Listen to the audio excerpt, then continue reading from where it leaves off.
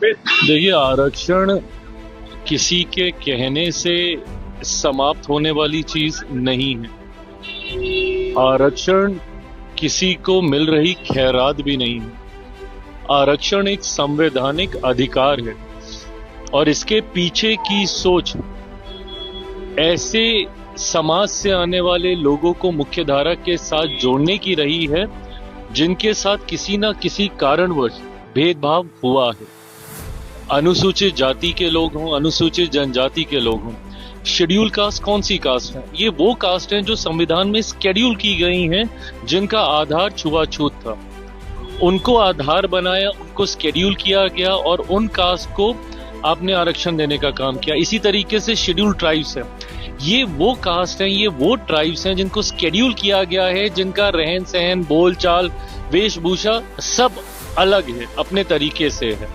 तो ऐसे में चिन्हित करके ऐसे वर्गों को मुख्यधारा के साथ जोड़ने की सोच के साथ बाबा साहेब के द्वारा रचित भारत के संविधान में आरक्षण के प्राविधान किए गए, जिसको आने वाले दिनों में समय समय पर और ज्यादा सशक्त करने का काम किया गया।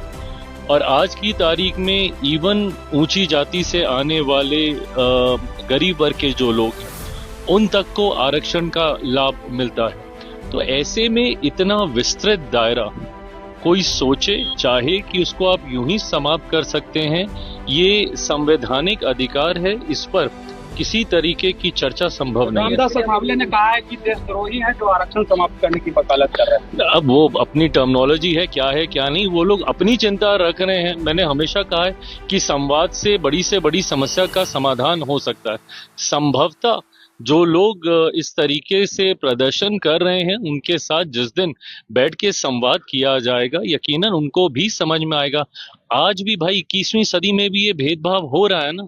आदरणीय खड़गे साहब के साथ जिस तरीके से उत्तराखंड में घटना घटी, उनके मन से जाने के बाद जिस तरीके से मंच का शुद्धिकरण किया गया, ये आज भी अगर ऐसी घटनाएं घट रही हैं तो ये चिंता का विषय है। चर्चाएं इसमें होनी चाहिए कि कैसे सामाजिक न्याय को और ज्यादा सशक्त किया जाए। उनको अब याद आया जब सदन चल रहा था, उस वक्त रखते सारी बातें, आंकड़ों के साथ रखते। और विपक्ष का काम सिर्फ आरोप लगाकर भागने का नहीं हो सकता ना, इसमें कलेक्टिव रिस्पॉन्सिबिलिटी है। साथ मिलकर कैसे हम लोग खुद, मैं प्रसंस्करण के माध्यम से मैं प्रयास कर रहा हूं ज्यादा से ज्यादा निवेश हम लोग लेकर आए राज्य में। हम लोग कैसे यहाँ के रेवेन्यू को हम लोग बढ़ाएं, कैसे हम लोग राजस्व को हम लोग और ज्यादा मजबूत करें। निफ्टम, हम लोग देश का तीसरा निफ्टम राष्ट्रीय मान्यता प्राप्त वो बिहार में खुलने जा रहा है। तो हम लोग का सबका मिलकर प्रयास है कि राज्य का राजस्व कैसे बढ़े। आज की तारीख में जितना है उतने पे तो कतई हम लोग संतुष्ट नहीं रहने वाले हैं।